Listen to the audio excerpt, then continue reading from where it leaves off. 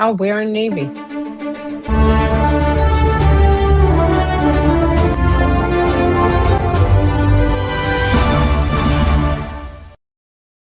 Hey, everybody.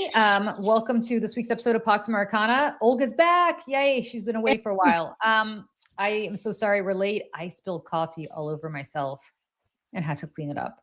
So that's why we're late. Sorry about that. Anyway, yeah, my hand's a little burnt.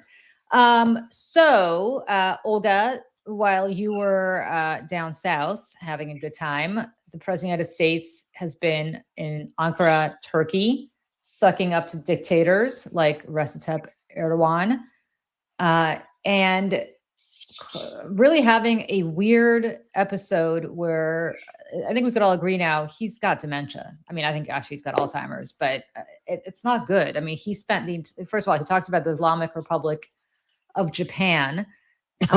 I just visited the Islamic Republic of Japan a few months ago, and it was very uncomfortable walking around in my burqa the entire time. I mean, like, okay. Then he talked about President Putin when talking about Zelensky all the time.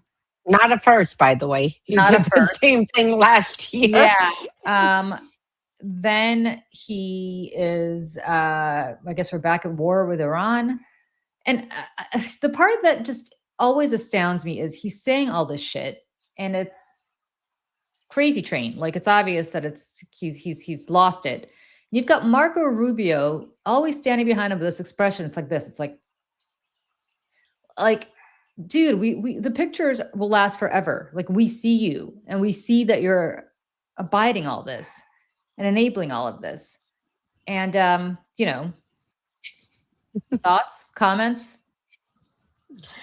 Sometimes I don't know if Trump really is, has some kind of a mental thing, or if he uses it as a distraction.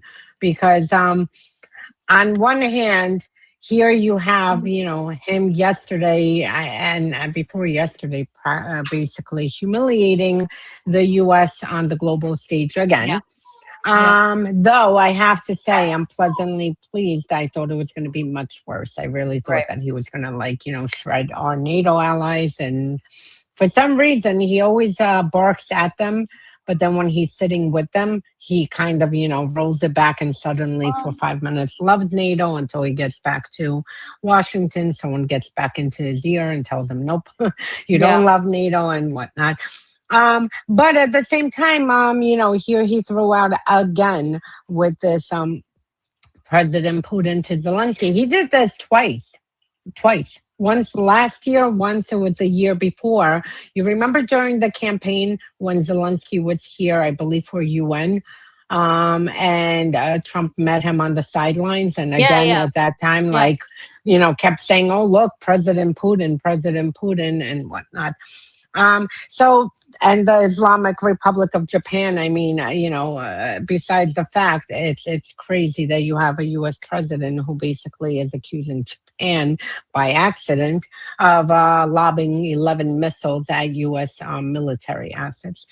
The whole thing is, insane. But as I always say, we need to watch what he does. And, as far as with Iran, you see that he started this war again. Well, Iranians, in fairness, struck 3 ships, but it looks like we're back at war. And the thing is, this is what happened. He kicked over a hornet's nest. Every president since the 1980s knew that if you start with Iran, that it's not going to be, just a simple escapade. And here he kicked over a hornet's nest, and now he's stuck because the Iranians are going to dangle him in their mouth. I mean, this is going to continue on through the next few years. One thing I do want to point out, Trump made suddenly he loves Zelensky for 5 minutes. Interestingly enough, I checked Russian press, and Peskov, Putin's press secretary, made sure to make it clear today that, Trump did not call Putin after the Zelensky meeting to, update him on what was discussed. And it's interesting because it almost felt like one of those burned exes or like he did not call me. Oh, Something also to keep. it's okay because you're gonna have, Dmitriev or somebody show up in Florida with some Oh, I'm bags of sure. something. And I'm sure Kushner and Wickoff will be winging their way back to the Kremlin any minute. Yes. What Trump did say, in fairness, yesterday, and I would take this with a very heavy dose of skepticism, is that he's going to allow the Ukrainians to reproduce technology, Patriot missile technology. The Ukrainians have been pleading for Patriot missiles for years. Patriot missiles are the interceptors that really can take down Russian ballistic missiles, which are firing at Ukraine every day. And I don't know about every day, but all the time. What's interesting is that the Russians apparently have gone through their stockpile of ballistic missiles and now are just producing them and sending them. That can't go on forever because they are very, very expensive. But Trump did unexpectedly say that they can go ahead and, basically use the Patriot technology. So Again, let's see what he watch does. what not he what does, says. and watch what he does, and not what he says, because he said it. And I mean, by tomorrow, Zelensky's going to be a dictator again. He's going to be blaming Ukraine for Russia's full-scale invasion and genocide and lobbing of missiles. I mean, what they're doing to Kiev, like, you clearly see a very, strategic shift. Then now it's just, we're just going to throw as many missiles as we can on Ukrainian homes in Kiev and burn down as much as we can in the capital. I wrote a Substack about this a few weeks ago, and I think you and I might have talked about it, but I can't remember. But I think it bears mentioning again. Trump loves guys who hit hard. Trump loves people who he thinks are winners and people who he thinks are bullies. And Europe made a massive mistake sucking up to him for all these years, pleading with him and acting like supplicants. Zelensky did what I think Zelensky thought he had to do, which is show up at the White House in February of 2025 and plead with him for help. And in return, Trump treated him like, the carpet that you have in the mud room that you rub your shoes on after you've been, trekking in the mud for 5 hours. What Zelensky has now done is say, screw all of that. They have hit targets in Moscow. They say it's on the Moscow suburbs, but it's less than 10 kilometers, which is, just about 6 or 7 miles from the Kremlin. They've taken out Russian capabilities. They've taken the fight to the capital and made it clear. And Zelensky made it very clear if asked if he would go meet with Putin in Moscow. He said, I don't know, Moscow's pretty dangerous right now with all the missiles. We're sending all the Ukrainian missiles that are being sent their way. Moscow's kind of a dangerous place to be right now. He's acting like a winner. And by acting like a winner, Trump wants to be on his side because Trump loves a winner. And whatever Putin has been dangling in front of him that we don't know about, right? Like, there's obviously, look, it's not Trump Tower Moscow, right? Trump's too big for that now. He doesn't care about that anymore. No. There's something that the Russians have been dangling in front of the Trump family. I don't know if it's crypto money. I don't know if they're somehow investors in Kushner's business. Who knows what they're doing? But whatever it is, it's obviously not enough. And maybe they've been dangling it too long, like they dangled Trump Tower Moscow for the last 40 years now, Olga, since 1986. And that never happened through the Soviet Union's collapse. I mean, this has been going on through different arcs of history. Literally, the Berlin Wall collapsed, the Soviet Union collapsed. You had Yeltsin for a while. Now you have Putin and all the different iterations of Putin. And still, there's no Trump Tower Moscow. So, it's whatever it is, they're not giving Trump enough. And Zelensky's acting like a winner, right? Which is the best thing Zelensky could do. If I were Zelensky, I'd hit a few more places. Frankly, what I would do is I would hit somewhere in St. Petersburg. Putin's got a dacha somewhere between Moscow and St. Petersburg. Go hit something. I don't know if you could hit that, but go hit something a couple of miles from that. And make it clear that you can come at these guys anytime you want. I mean, they hit Omsk. My mom called me celebrating. She was like, oh my God, the one refinery that they have not hit in Russia, they finally hit in Omsk. But understand, for people who don't know where Omsk is, Omsk is really far from Moscow and really far from Siberia, good old Kiev, right? Siberia. I mean, Omsk is in Asia, friends. It is in It's Asia. right above Kazakhstan. Yep. And what's insane about how far they hit is they showed that they could hit everywhere. I mean, everywhere. I wish I could bring up a map right now. I don't know how to do this. Michelle Kinney's so good at this. I'm not. But I mean, the point is, yes, it's right above far. It's right above Kazakhstan. It is really far from Ukraine. Like it is. Yeah, there's a lot of Kazakhs in Omsk and vice versa. Yeah. The poor Kazakhs are like, what the hell? What did we do to deserve this? But the point is, like, they can do it.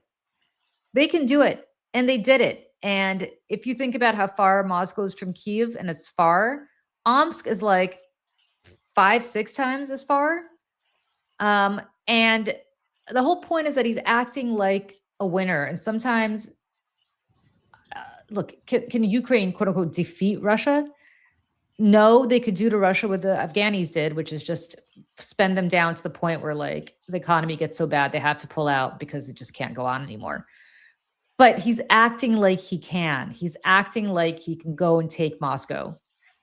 And that's something that, because Trump has no clue, right? Like Trump actually has never been briefed on any of this stuff. He has no clue where Omsk is. He has no idea. All he knows is that they hit a refinery in Moscow or right outside Moscow. Like, yeah, for Trump's perspective, holy shit, that's like hitting some refinery in the New Jersey Turnpike, right? Like, or Washington D.C. Or Washington. That's like hitting the heart of United States in Washington D.C. Yeah, and that's how Trump thinks, and so there you go. And you mentioned Afghanistan. I mean, this is on a scale that is going to World War II. I mean, granted, it's, we're heading there. But whereas in the Soviet-Afghan war, I mean, the Soviets took quite a loss in Afghanistan. We are now, according to U.S., UK intelligence, Estonian intelligence, we're at 1.4 million casualties with Russia. 1.4 million casualties, out of which I believe 400,000 are dead. On Ukrainian side, 600,000 casualties. I mean, we have now crossed recently, weeks ago, 2 million mark. I mean, we are in 2026. And there is a war raging in Europe because Russia decided to invade a sovereign country over a decade ago, and Europe continued kissing ass, looking at Merkel and others who, thought it was a good idea to do business with Russia after the invasion and seizure of Crimea and Donbass. And now we are with Russia carrying out a full-scale invasion. You have Kiev, the only capital in the world that does not have an airport for now almost 6 years. Anyone who needs to get in and out of Ukraine has to go through, it's a very, very long path, a very uncomfortable path. I've gone through it. You have to go through either Poland or Moldova or whatnot. But I mean, it's incredible. Like, imagine Paris without an airport, or imagine Berlin without an airport. And here you have this, and now we've crossed the 2 million mark of casualties. But I want to put this in perspective of how the Russian people are being trained to think about this, right? Because I think this is important to understand. World War II has such an emotional hold on the Russian psyche that it's indescribable. I don't know what it's like for the younger generation because I don't hang out with young Russians. But I would say that from my generation, which is Gen X on up, there is a hold that you have that has been ingrained in you. And again, I left Russia when I was 6. I never actually went to school. I mean, I went to kindergarten, but I never went to like school there. And yet I can tell you were saved from the brainwashing, indoctrination. I wasn't saved from the brainwashing. I think I told you the story. I lived with my grandparents who, I adored, who were not allowed to leave with us because my grandfather had worked in the first Sputnik back in the 50s and knew military secrets. And this is how they separated families. This is the cruelty of the Soviet regime. This is why they should all burn in hell. But anyway, I lived with my grandparents, and I was, who were like parents to me because they raised me. And I came home. I don't know how old I was. I must have been 4 or 5. Maybe I was 6 right before we left, but very young. And I said to my grandmother, who, by the way, her father was a very early Bolshevik, was very close to Trotsky, and she had met Lenin as a little girl, and he apparently put her on her knee. And to this day, that was like family lore that my grandmother was like she never could say a bad word about Lenin, right? Because of that. And I said to her, I said, who's more important, bread? What is more important, bread or Lenin? Now this is Lenin, of course. But wait a second. This is 1977, 78. So like, we're not talking about the crazy Stalinist times where like, if you said something wrong, you'd be shot. My grandmother, who had grown up, was born in 1915 and therefore was very much an adult for the Stalin purges. Her own father, the one that I talked about being an early Bolshevik, was shot on Stalin's orders. Like, this is somebody who lived through the purges, lived through the hell of Stalin, still said to me, this is now the mid to late 70s, well, like quietly, I think bread's a little bit more important than Lenin. Oh, right? Very quietly, to which I said, oh, no, you're wrong. You can live without bread, but you can't live without Lenin. You guys, I was not yet in school. I mean, I just want people to understand how early this brainwashing began. And it certainly did not begin in my family. Neither my grandparents nor my parents would speak that way ever. So I must have picked it up in school, in kindergarten, nursery school, but that's how early this brainwashing began. I say all of this to say that World War II has an incredible hold on the Russian psyche. And the way this war is being positioned, and the reason that Putin keeps talking about the Ukrainians being Nazis is not just to call them Nazis the way that we call, Tucker Carlson a Nazi. It is because the word Nazi has such a hold on the Russian psyche that if you make this the next World War II, the people will follow you through privation and starvation, and they will follow you through fire because the siege except gas lines. right. But I want to say, yeah. We don't talk about the siege of Leningrad in this country, but I want people to know that after the Holocaust, the siege of Leningrad probably killed most people. The Germans surrounded Leningrad, and for I think 3 years, starved it to death. People were dead in the streets. They were eating. They were cannibalizing. The dead. It is a horror, and I don't know why the siege of Leningrad is never talked about, but it's certainly talked about in Russia. And when I grew up, if you met anybody who was in Leningrad, which is now St. Petersburg, during World War II, you treated that person with the reverence that we treat Holocaust survivors, and for good reason. If they were able to survive the siege of Leningrad, they basically survived the Holocaust. That's the mentality that's been ingrained in the Russian people, and therefore, if you make that analogy, look, people survived the siege of Leningrad. People survive much worse than you're dealing with now. Oh, I'm sorry, you can't fill up your car with the gas because we're out of gas, or your home's not being heated. Well, you know what? At least you're not starving and eating, your own family because you need to survive, like the people during the siege of Leningrad. That's where this is going, and it's been going that way from day one. And I think that's something you have to understand. I think the Russian people will take it because they've been ingrained, and it's been ingrained in them for centuries, though. I mean, this is centuries. This is like, if you read Russian literature, if you read anything, the Russian people were born to suffer. Like, that you were born to suffer. You were not born like the Americans. They think are kind of soft because with our air conditioning and our houses and our blah blah blah. Like, they understand that they were born to suffer. That life is open any Dostoevsky book and you'll see what I'm talking about. Like, it's just the way it is. Two things to add. You mentioned Lenin, and this is completely off topic, but Trump carried on. I did see that he'd be a wonderful communist, and he'd be like Lenin, or even better than Lenin, except he called him Lenin, whatever that was. But one thing, this is for U.S. people. As Trump continues to attack Democrats with, being communist, and kind of training Democrats even more so of being the enemy. Just a reminder, two things. One, Trump had launched a vodka thing on top of vodka Trump steaks and Trump everything else in Moscow. This was in 2008. He launched Trump vodka, and in his ad launched in Moscow, by the Yep. way, in Crocus, Yeah. Aguilera, some thing.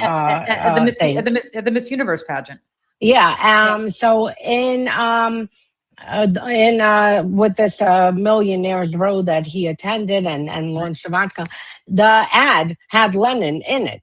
So you have Trump as an American person here launching a businessman launching vodka in Moscow, and he had the need out of every visual that he could put into the Russian ad for vodka. He used Lenin. So that's number one. For him to talk about communism, he needs to look at his own thing. Number two, his first wife and his third wife, both parents, his in-laws, were communists. Melania's father was not only part of the Communist Party, he was a chauffeur for one of the communist, high-level party members in Slovenia. And Ivanka's family, not only were her family communist, but her father was an informant passing information that Ivana was providing in the 1970s and 80s on U.S. politics to Czechoslovakia at the time security services. And let me just interrupt for 1 second to say, friends, if you think Ivana Trump was not an asset, you're crazy, because I will tell you this. When you left the Iron Curtain, as she did, right? She escaped effectively by having this fake marriage with some Austrians so she could get out, and I respect that. Great. Any opportunity to get out, she got out. But then, and I know this myself, and Olga, we've talked about this, friends, when I left in 1980, that was it. I would never see my grandparents. I was told very explicitly, it is the traumatic moment of my life. Talk about PTSD, Grand Plattner, this is worse. I was told that I would never see my grandparents again. We would never be allowed to come back, and they would never be allowed to leave. And these are people who are like my parents to me. And imagine being a 6-year-old and being told that the people who are your caregivers, you will never see again. You didn't travel back and forth. That happened to all of us. Ivana Trump somehow was able to travel back to Czechoslovakia, again, behind the Iron Curtain, back and forth, bring her family, bring her husband. Her kids would spend summers with their grandparents, going hunting, whatever the hell they did with them.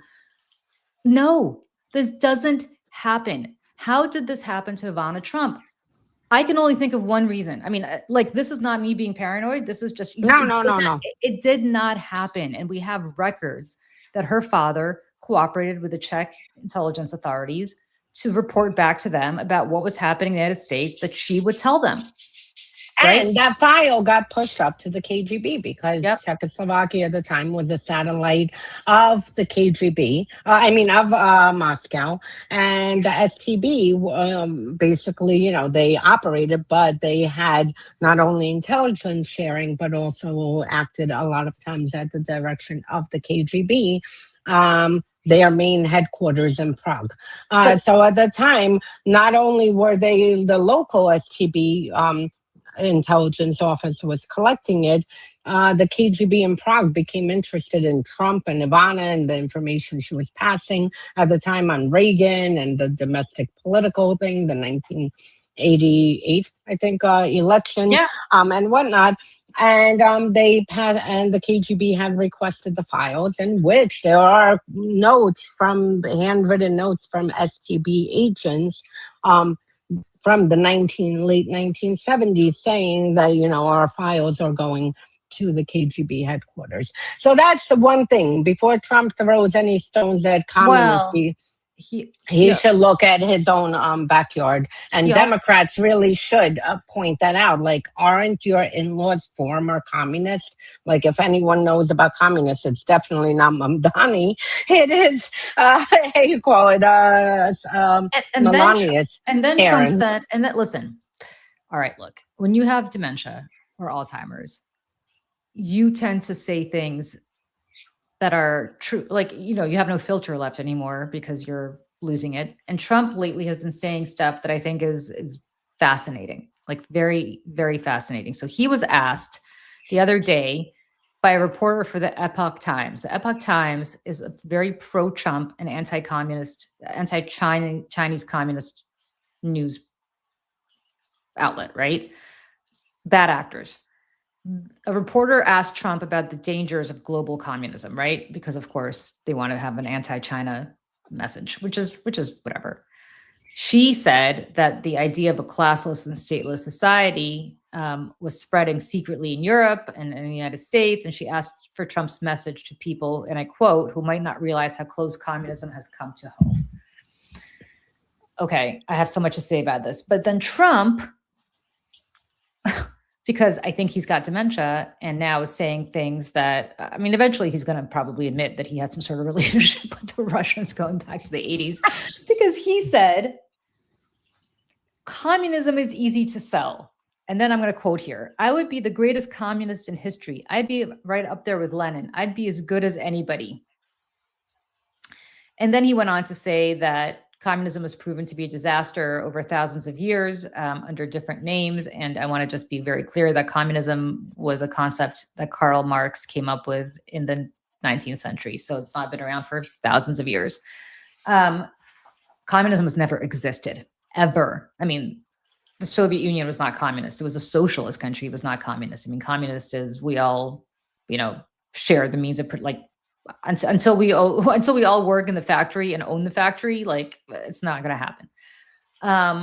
So the reality is that he is bragging about how he would be right up there. Yeah, twice.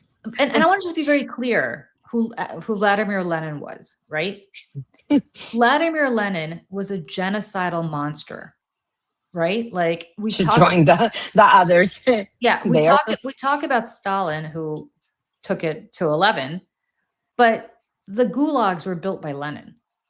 And if you look at the Russian Civil War, the mercilessness with which that was prosecuted, that was Lenin.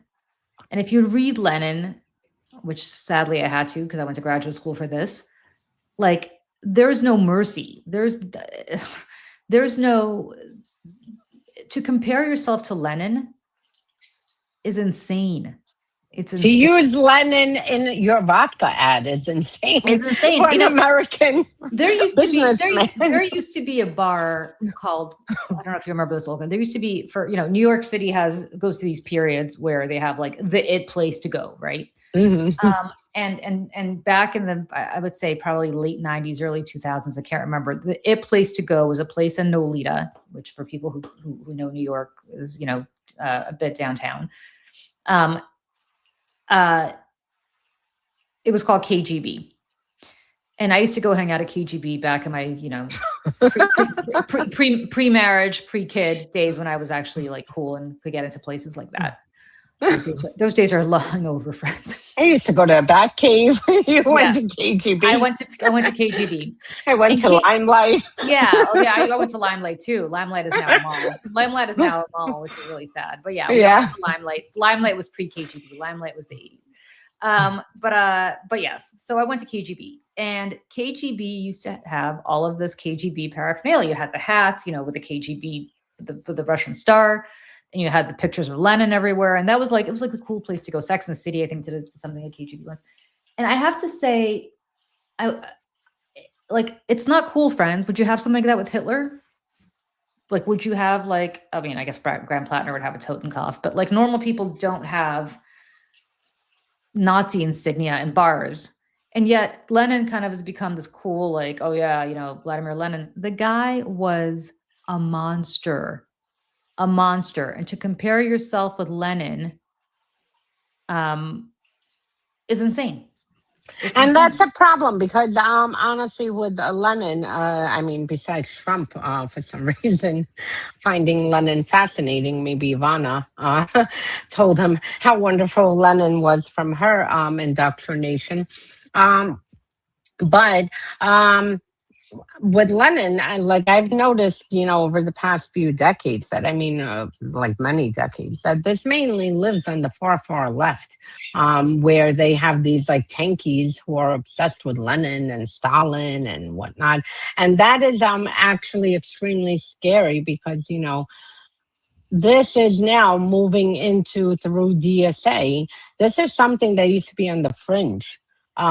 Before pre-2016, where you had, these Occupy Wall Street, which, by the way, Occupy Wall Street, one of the co-founders, his name is Caleb Maupin. He now for the past like decade runs a communist organization that got shut down. Then whatever, he actually had not only the genocidal war criminals in from Russia's, Rusich and like in Donbass, and operating with the Z flag and all of those, extremist groups that are mercenaries that are operating in Crimea and Donbass over the past decade. But he also had Tara Reid there. And then, interestingly enough, there's a very close intersection, for instance, with his organization and the African organizations that are, well, over the past few, like several years, were indicted for working with Russia's intelligence services, not only domestically here for elections, but also to put information in the UN. And he ended up, this Maupin ended up also in the pro-Palestinian. I saw his signs because when we had the pro-Palestinian protest, the majority was normal, but it got hijacked as with anything else. And then you started seeing these extreme groups. Sure enough, I saw placards with his organization. I'm like, oh, here you go. Now the communists are involved with this. But it's kind of interesting. You'll know this better than I do because you grew up there. I had a few years ago had to take my son to a soccer tournament, like somewhere by Coney Island. For people who don't know, that's in Brooklyn. I live in Manhattan. It's a trek for me. And we had a couple of hours to kill in between matches, and I couldn't go back home because, as I said, it's really, really far. So we needed to get lunch. So I said to my husband and to my son, I go, well, let's go to Brighton Beach. You've never been there, and let's go check it out. And it's all Russian. It's pretty cool. Like Brighton Beach, where Olga grew up. She could talk about this much more than I can because I did not grow up there. It's like a little Russian-Ukrainian enclave in New York City. It's where the Russian and Ukrainian diaspora live.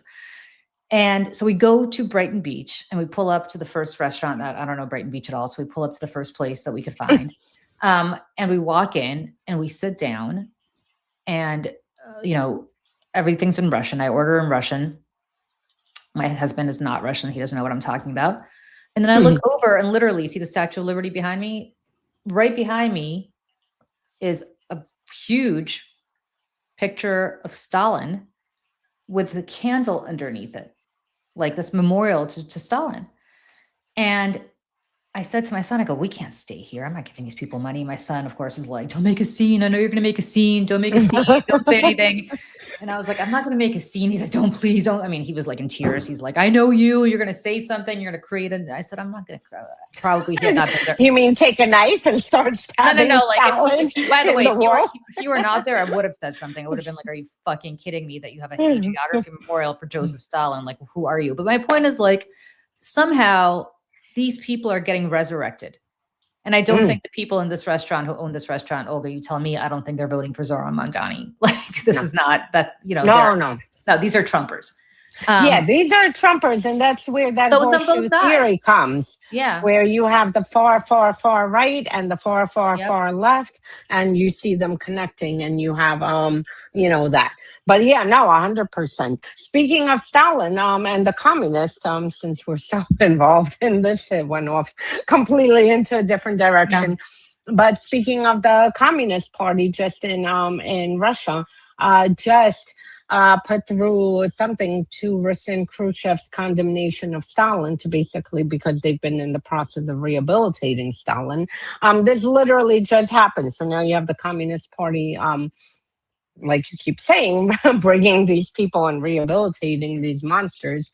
That's what they did last week or the past few days or a week ago. So that just shows you, and the same thing with Putin. I mean, he, loves Stalin. I mean, this is something that he would love to make himself a Stalin. He's been trending that way and he would do anything, to get to that point, because for him, this is like reaching peak. Like he's somewhere between wanting to be a Tsar and Stalin, like a Tsar Stalin, maybe. I don't know.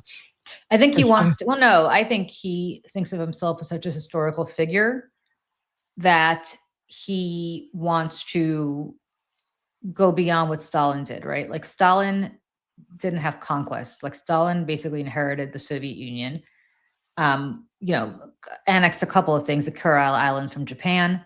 They should probably give those back by now. They're never going to, but maybe you should give the Kurils back. Kaliningrad, which used to be Königsberg, which is this little enclave that's not attached to Russia. That's in the west of where Russia is, and is a huge spy military base. Military base, effectively, because that's where they can launch all their European nonsense. So, I mean, I'm saying all of this purely to say that Stalin did not conquer, but the great Russian czars did, right? Peter the Great, Catherine the Great. Why are they the great? Well, they're the great because they conquered a lot of territory. I mean, Catherine the Great expanded Russia east. The current borders of Russia are because of Catherine the Great. Peter the Great built St. Petersburg, conquered it, defeated the Swedes, conquered, took what is now St. Petersburg from the Swedes, a historic figure in Russia. And I think that's how Putin thinks of himself, right? I think he wants to expand the Russian borders the way that he wants to be Vladimir the Great. He wants to be Vladimir the Great. Yeah. And Stalin, that exceeds anything Stalin did. With the cruelty of Stalin. He wants to use that cruel tactics of Stalin because Stalin's the one, I mean, Brezhnev expanded on it. But Stalin's the one who created the initial like sluggish schizophrenia that anyone who like questioned the state or like even commented, I mean, and I can, nothing like here. I mean, questioning could be like, oh, is this right that we have to stand online for bread for like 10 hours? And that automatically made you, schizophrenic and you got shot or sent to a gulag or institutionalized. And then Brezhnev expanded it. So he wants those tactics with the imperial bloody conquest of the Tsars. So that's why I say he's like a Tsar Stalin. He wants to go there and then have lots of statues built around Russia, which at this point doesn't look like it will be happening because, he has caused quite, he's almost, it reminds me, he launched this full-scale invasion of Ukraine on bad information because they had like a lot of Ukrainian traders like Medvedchuk and others who had political parties inside. And of course, they were making millions because, I mean, it's all on top of everything, a racketeering thing. So, of course, Medvedchuk and others were telling, their partners in Moscow and across Russia, like, of course, Ukrainians would love to be part of Russia and blah, blah, blah. So Putin was fed, very bad information that he would actually be welcomed. And he thought, that there would be some resistance. But for the most part, that you would have people, Medvedchuk was waiting. There were several. Rabinovich and others who were waiting in the wings that should Kiev fall, that they could automatically seize, the parliament and the buildings, the government buildings, and whatever, pretty much what they did in Crimea. They were attempting to replicate that on scale across all of Ukraine, which just shows you what happens when you have co-opted, political figures inside and how toxic it is. Because, I mean, the fact that Russia thought that they had enough compromised, co-opted traders inside of Ukraine that would seize automatically all the main cities and form a political and take over like what they did in Crimea. It just shows you how dangerous it is and why we need to get Russia out of the United States, and every European country needs to get Russia's influence out, because this is, the result. But where I'm going with this is it almost reminds me of Trump, because Trump, was fed bad information. He thought he was going to walk into Iran, change the mullah, the Ayatollah, and that's it. And it would be fine. He would take control over pretty much like what he attempted to do in Venezuela, because he doesn't care about democracy. He just wanted to keep the same government in place minus Maduro, but just have them cooperating and doing business with him and his Right. associates. So he was fed this bad information. This is what happens. Now, Trump, I'm telling you, I promise you, we're going to be talking in 3 years. This is still going to be going on because I don't see how Iranians are going to let him go. Same thing with Putin. What he started, he literally had the highest approval that he's ever had in the country was when he seized Crimea. I mean, this was like, you know, the jewel that they seized. And the fact that now you have not only Russians fleeing back to Russia from Crimea, but, you have businesses like, I can't get enough of the videos of them like, oh my God, I can't buy bread. I can't buy this because nothing is working because the power is down. There's no gas. It's such a mess. And Crimea right now is being suffocated. So here Putin overreached thinking, that it was going to go a different way. And almost on the 6th year since the full-scale invasion. And you see what is happening. I mean, now he is honestly not, I wouldn't put past if he loses Crimea soon. I mean, I knew that eventually Crimea will come back to Ukraine because after the annexation of Crimea, I mean, there's not one Ukrainian who said this is how it's going to be, like permanently. Whether it takes 5 years, 10 years, 20 years, Crimea will come back. Sure enough, it could actually happen sooner than we think because Putin overstretched. And at the same time, you see the chaos now happening in Russia, which for the Kremlin is great because it's chaos, as long as they're fighting and punching each other over gas, they're not really storming onto Red Square. But we don't know which direction this will go because, people are really getting, and this is not even a month, and people are getting on their last nerves of fist fighting and popping tires, to cut the line to get gas closer to the gas pump. I mean, the things I'm seeing inside is insane. But here, he's not going to be not Stalin and not Vladimir the Great, not a Tsar. Yeah. If anything, he's going to come.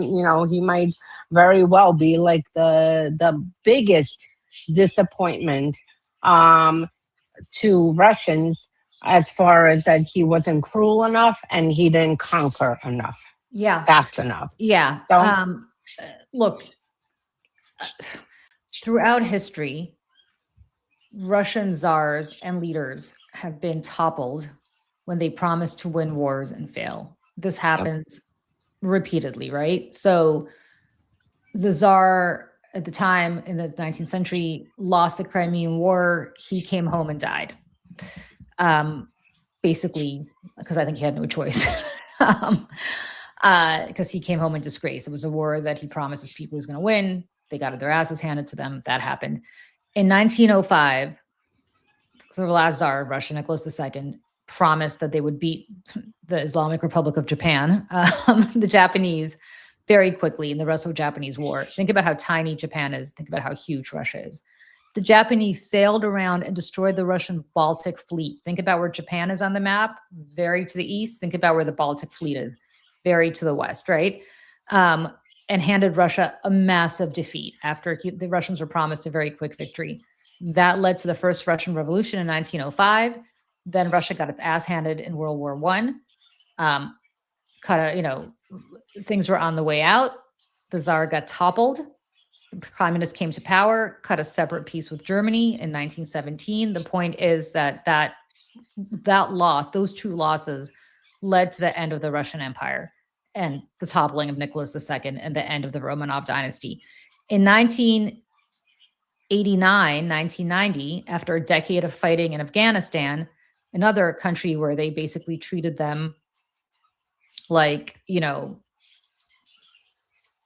these cave people who were like subhuman. They went to Afghanistan. I have a great rug here, which I wish I could show you that Afghanis made. Although you got to come over so you see it. It's this rug Afghanis made. It's very remedial of the Afghan lion eating Russian Soviet tanks.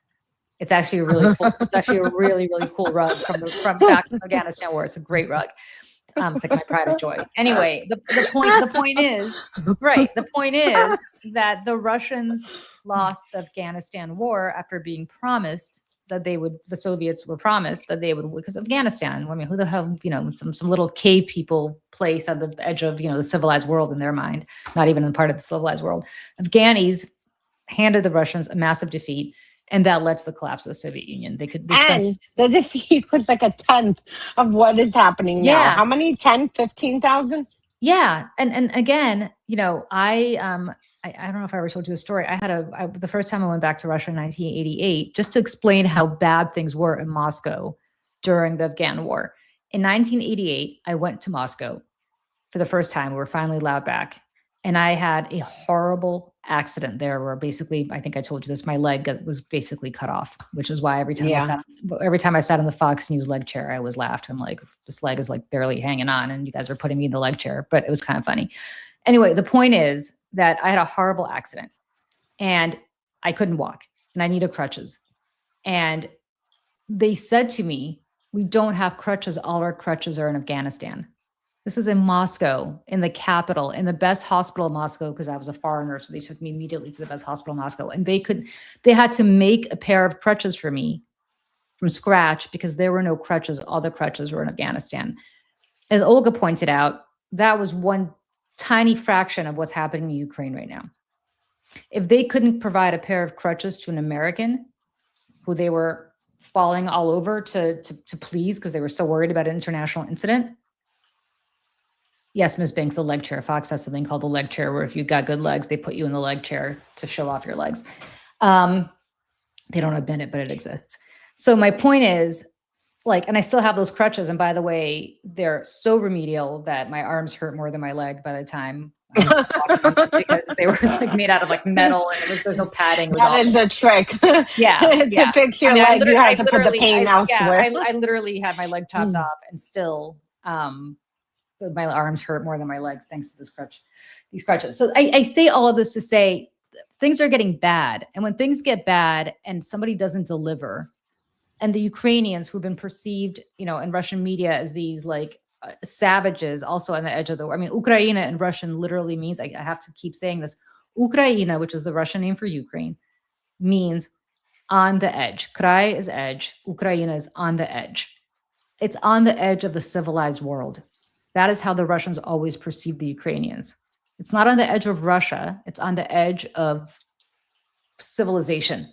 And these people, na Ukrainie, on the edge of civilization, na krai, are killing so many Russians and making it so hard for Russians to fill up their gas tanks that it's going, I believe this, it's going to lead to the demise of the Putin regime. Oh. Yep. Yeah. On that note, we end on a positive note. Yeah, we did. It's so good to see you again. And I know. I'm so excited. Yeah. And so good to have all of you join us both here on Mayday and on Substack. We will be back next week, I think. I'm not sure, depending on schedules. But in the meantime, I hope everybody has a great rest of your week. Read Olga's amazing Substacks. There are 2. And we'll see you all next week. All right. Bye, everybody. We will see you. Bye.